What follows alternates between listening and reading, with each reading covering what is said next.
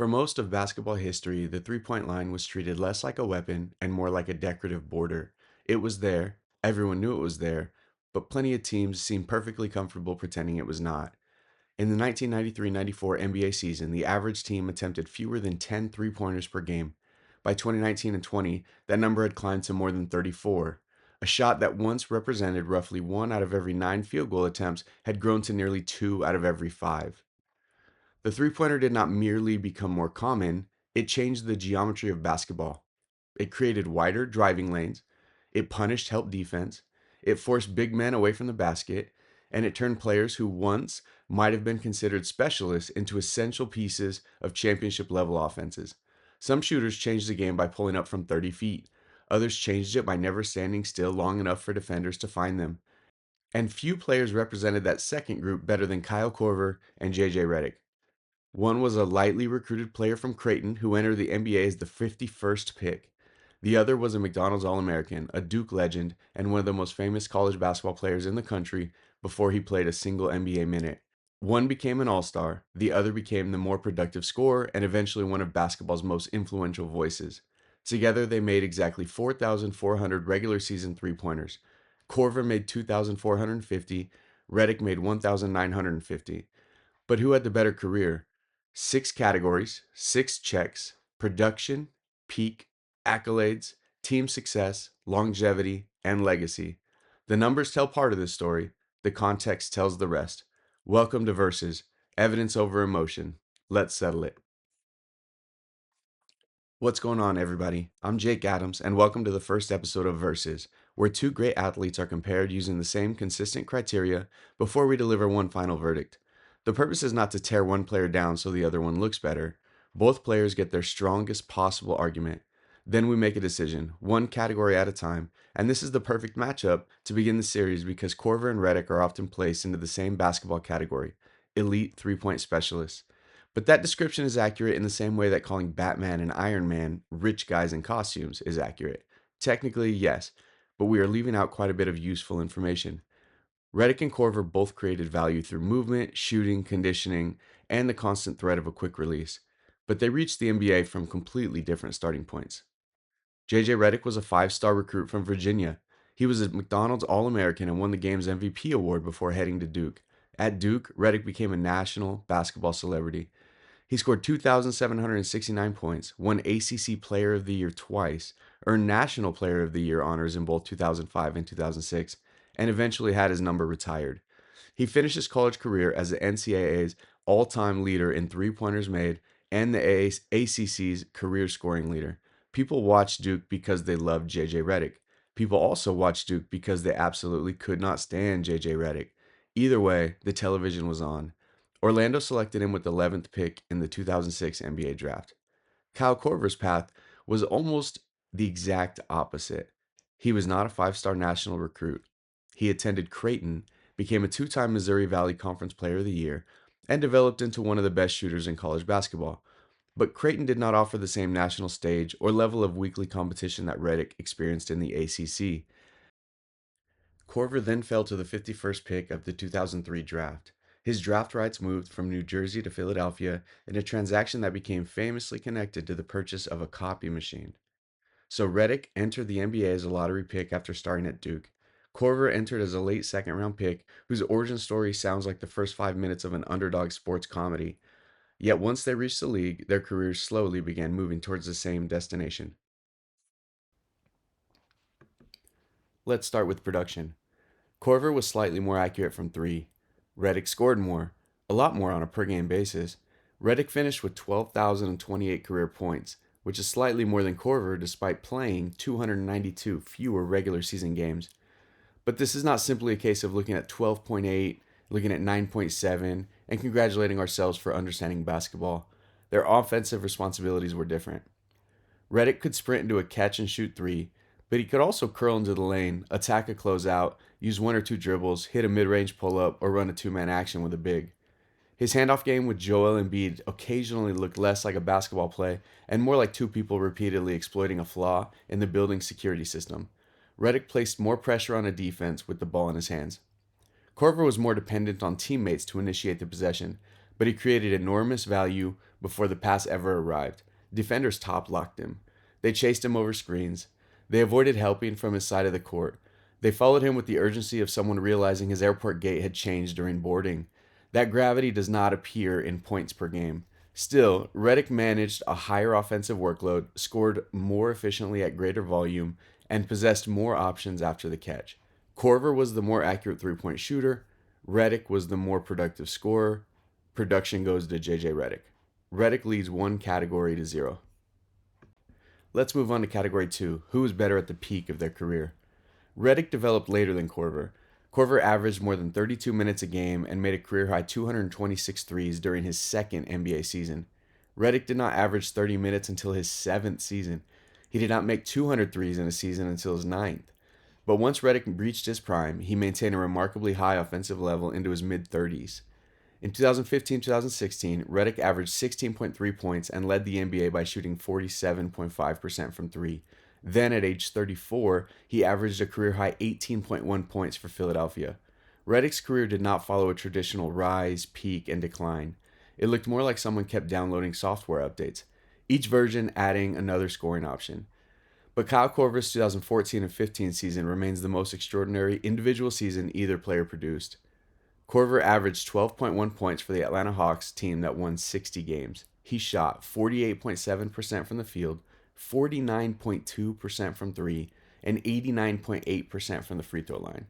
He came painfully close to producing a 50-50-90 season. His true shooting percentage reached approximately 70%, the best mark in the league that season, even higher than MVP Stephen Curry's. Efficiency has to be placed into context.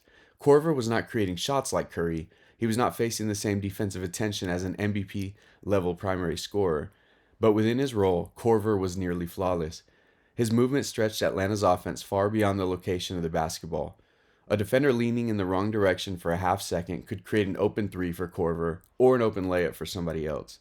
He became an all-star without controlling the ball. That is extremely difficult to do.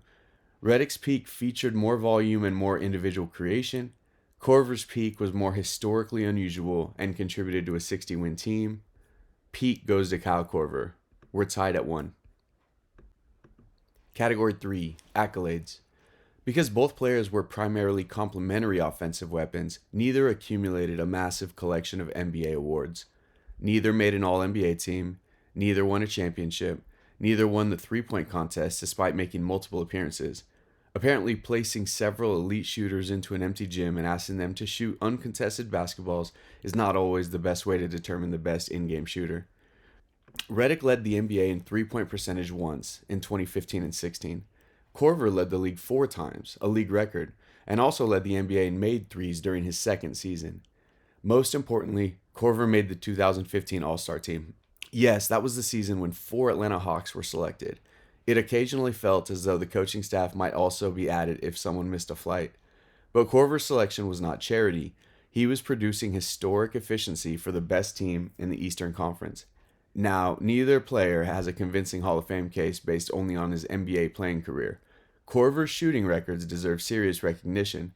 Redick's college resume gives him a broader argument because the Basketball Hall of Fame evaluates the entire sport, not only the NBA. But that discussion belongs in legacy. Professional accolades alone belong to Korver. Korver leads 2 categories to 1. Now let's get to category 4, team success.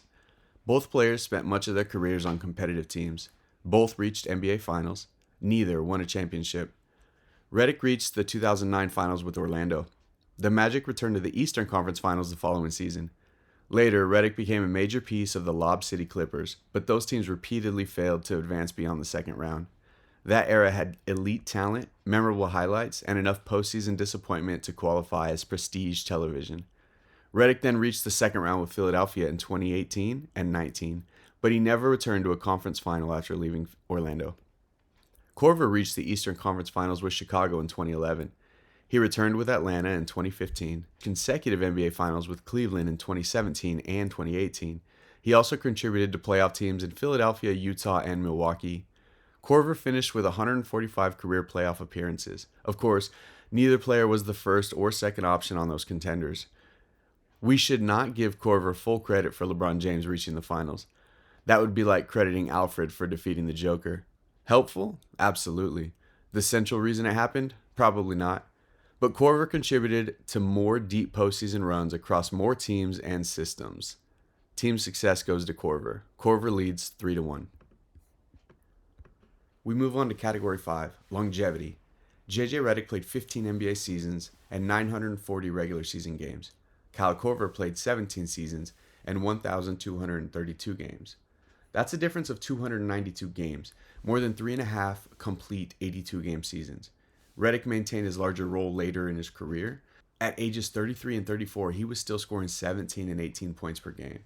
Korver had already transitioned into a lower minute specialist by that stage. So Redick wins the argument for late career production, but longevity is not only about which player remained closer to his peak. It's also about how long a player continued providing NBA value.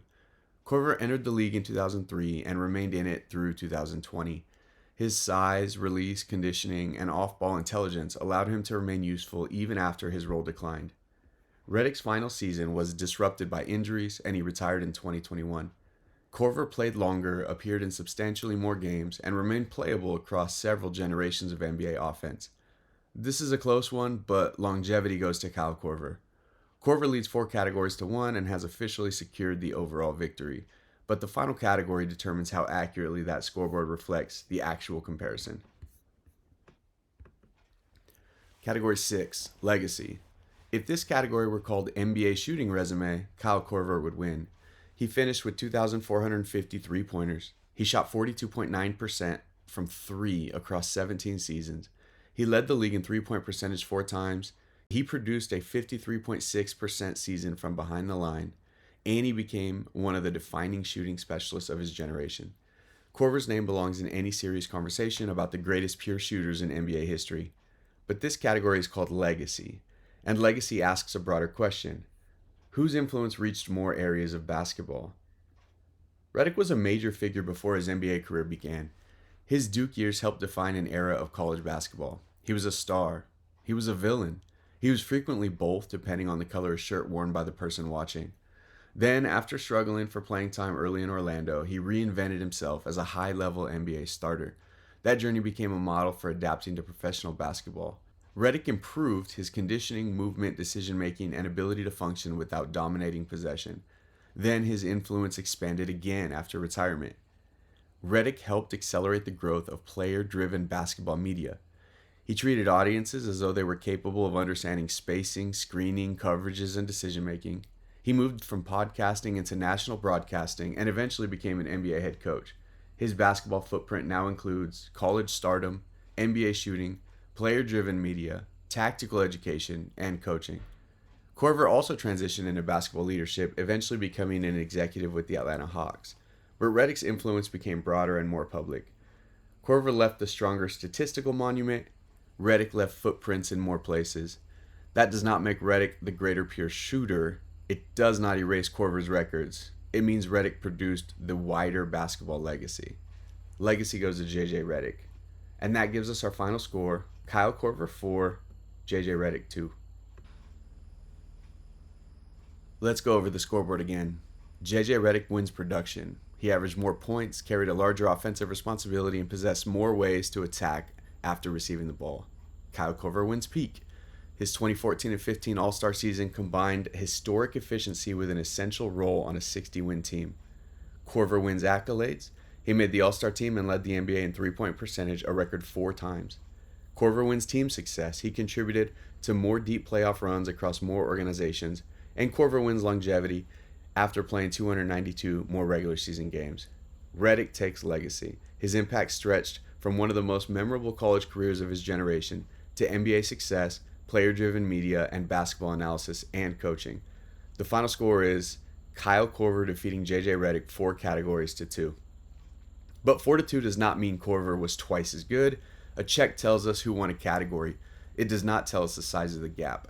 Redick was the more productive and versatile scorer. Korver was the more historically accomplished pure shooter. Redick's influence ultimately reached more areas of the sport, but Korver achieved the higher NBA peak, earned more professional recognition, participated in more deep playoff runs, and remained useful longer. JJ Redick had more scoring tools. Kyle Korver did more to the geometry of the floor. And by our 6 category criteria, Kyle Korver had the better overall career. The numbers tell part of the story, the context tells us the rest. Now I want to hear from you. Which category would you change? Does Redick's greater scoring responsibilities give him peak? Does Korver's historic shooting resume deserve the legacy check? Or did we get the final scoreboard exactly right? Make your case in the comments, keep it respectful, and remember, evidence over emotion. Also, tell me which matchup should be next. Ray Allen versus Reggie Miller, Steve Nash versus Jason Kidd, or another matchup involving 2 careers that are much closer than people remember. Subscribe to Jake Adams Sports for the next episode of Versus. Every competitor gets a fair argument, every category gets a winner, and every episode ends with a verdict, 1 category at a time. I'm Jake Adams, thanks for watching, and I'll see you in the next one.